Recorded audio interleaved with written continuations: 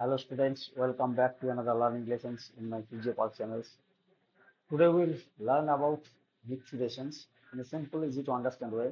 You will find clear explanations, even diagram and also important concepts here. So before beginning, if you find this video helpful, please like, share and subscribe to support our channel.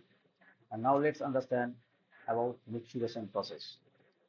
Actually, we will discuss this chapter in two lectures.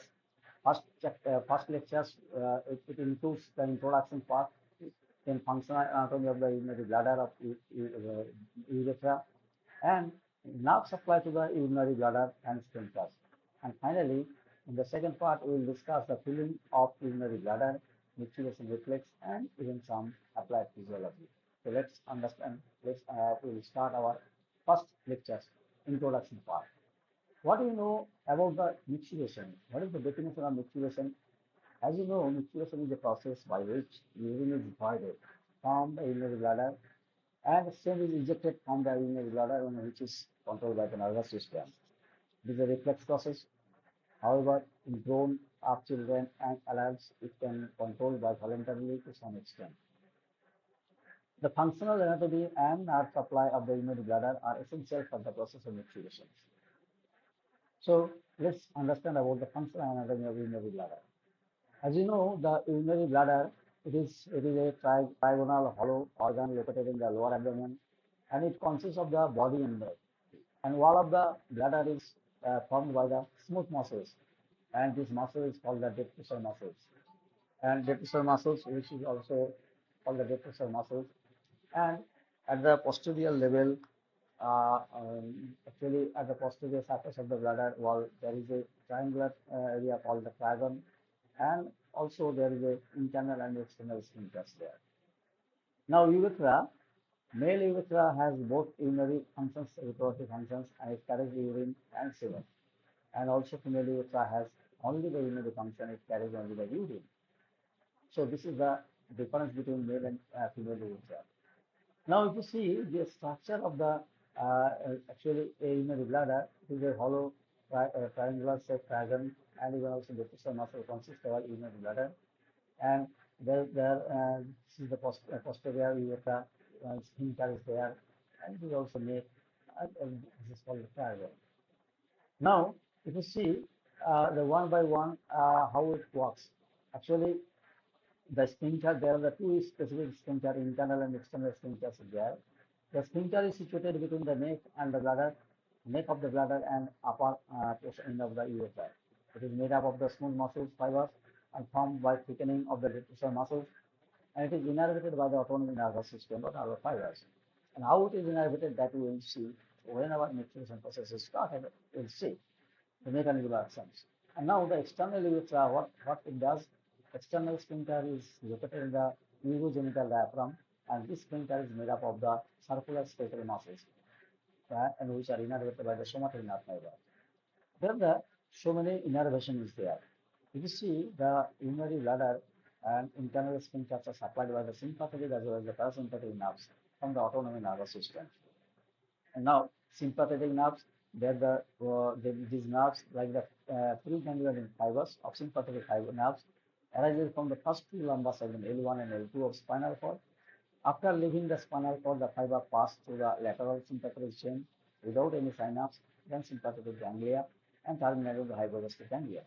And in this way, this sympathetic nerve like the hypogastric nerve, it can function here, and it causes the relaxation of the detrusor muscle and constriction of the internal sphincters. Now, if you see the parasympathetic nerve supply, there is the pelvic nerve, and which is the parasympathetic nerve supply, and it arises from the S1, sacral 1, 2, 1, 2, and 3 of the spinal cord. And these fibers run through the hypogastric ganglion and synapses, postganglionic nerve supply. Now, and this parasympathetic nerve supply is called the nerve emptying, because of it helps to empty the urine from the urinary bladder. And another type of nerve that is called the somatic nerve fiber. If you see, it is the pudendal nerve, is the somatic nerve fibers, and it arises from the second, third, fourth sacral segment of the spinal cord.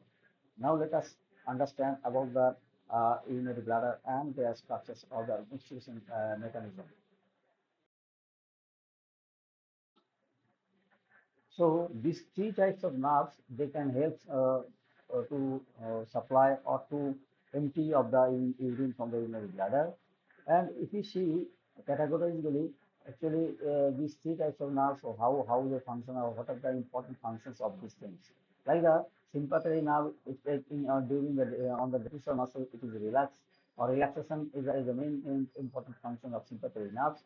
And even of the internal sphincter, it is constricted during this sympathetic nerve supply when stimulated, and external sphincter not supply and filling of the urinary bladder. So the main function is the sympathetic nerve is to help for filling of the urinary bladder.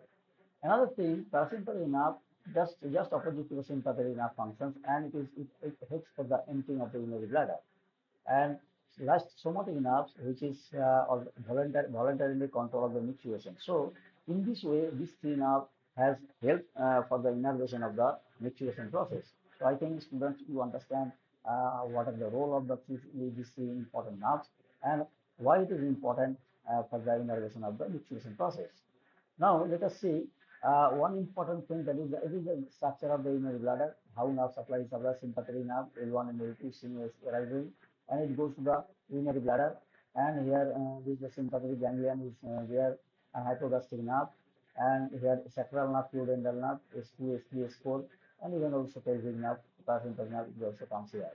So if you see, whenever the actually pudendal nerve to maintain the tonic contraction of the skeletal muscle fiber and external sphincter to keep the external sphincter constricted. Now, how to urine is fill up into the urinary bladder? So this is the important questions which comes in our mind. That is process of filling. The urine is continuously formed in the nephron, and it flows into the urinary bladder drop by drop to the ureters. When urine collects in the pelvis of the ureter, the contraction sets up in the pelvis. Now the contraction is transmitted to the rest of the ureter in the form of the peristaltic wave, and that is called the urinary bladder. Now the peristaltic wave usually travels at a velocity of 3 centimeter per second, and it develops a frequency 1 to 5 per minute. So the peristaltic wave moves into the urinary bladder, and after leaving the kidney, the direction of ureter is initially downward and outwards. So in this way, urine is fill up into the urinary bladder. So this process is called a cystometrogram. This is one important thing. Cystometrogram is a technique by which the study of relationship between the intravesicular pressure and the volume of urine in the bladder. So it is a graphical representation of the pressure changes in the urinary bladder and the relation of the volume collected. That we will discuss in the next lecture. But you clearly understand that how urine is filled up into the urinary bladder. So here the pressure and volume, there has a ratio, very important relationship, and in that relationship it will shown in the cystometrogram. So I think we have covered in our first lectures, that is the micturition process, or definition of micturition, and nerves, what are the nerves which are innervated for the micturition process. Even also the functions of the nerves, and even the structure of the urinary bladder, and what are the composition of the urinary bladder, like the trigon, body, neck, all these things are we have cleared in our lectures. So students, thank you for watching this lecture, and hope this session has helped you understand the topic clearly. If you found this video helpful or useful, please like, share, and subscribe to our Physio-Pulse channel.